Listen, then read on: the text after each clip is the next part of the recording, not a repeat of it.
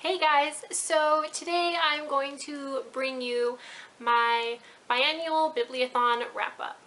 Last week we had a readathon and it was super fun, and I managed to read 950 pages during the week.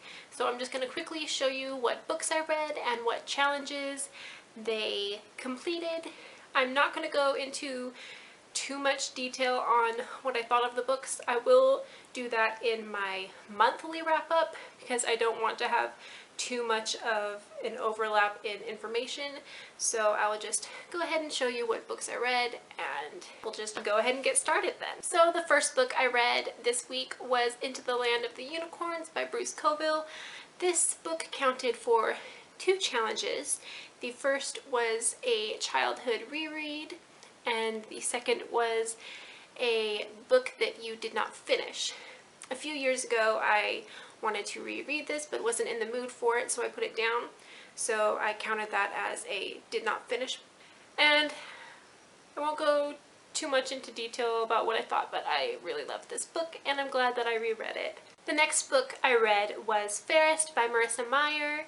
This book counted for the challenge to read a prequel, companion, or novella. This is a novella as well as a prequel in the Lunar Chronicles series, and I gave this book about a 3-star rating on Goodreads. I wasn't too thrilled with it, but stick around till next week when I have my monthly wrap-up to find out more about my thoughts on it. After that, I read Paper Towns by John Green. This book counted for the reading challenge of read the group book as well as read a book about a social issue that you are passionate about. And this book is kind of about like depression and possible suicide.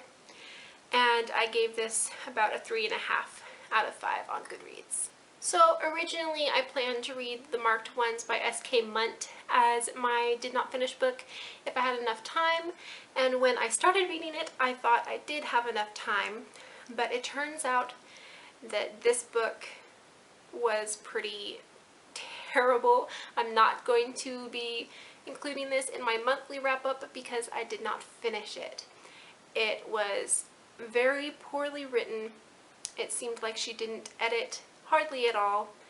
One thing that stood out to me the most is that in her dialogue she used apostrophes instead of quotation marks, which really aggravated me, and there were a ton of just details that conflicted with one another, and I probably read about 50 pages of this and just had to put it down. I couldn't do it any longer. So I was going to push through, but I wasn't going to put myself in a reading slump during a readathon, so I decided to stop reading it and pick up my next book. Then the next book I read was Perks of Being a Wallflower by Stephen Chbosky. This counted towards read a book in a genre that you've read least of this year, which was contemporary. I did end up reading 2 contemporary books during this readathon.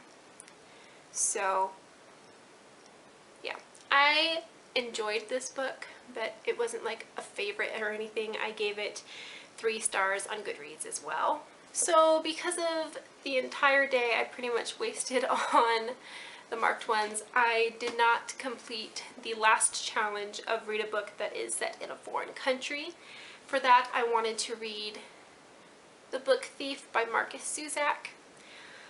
And I'm really sad that I didn't get to it during the readathon, but I am going to be starting it today and hopefully get through it pretty quickly. I'm really excited to read it because it's one of my best friend's favorite books, and she has been telling me to read it forever and ever and ever, and I've had it on my shelf for like 2 years now and I still haven't read it. So those are the books that I read during the Biannual Bibliothon. I said earlier that I read about 950 pages. I'm pretty happy with that. I'm really thankful to the girls for putting this readathon together, and I'm hoping that the next readathon I will be able to participate in the video challenges as well.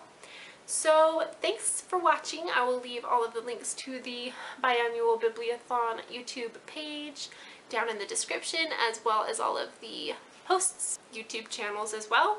And I hope you all have a great rest of your day, and I will see you in the comments. Bye!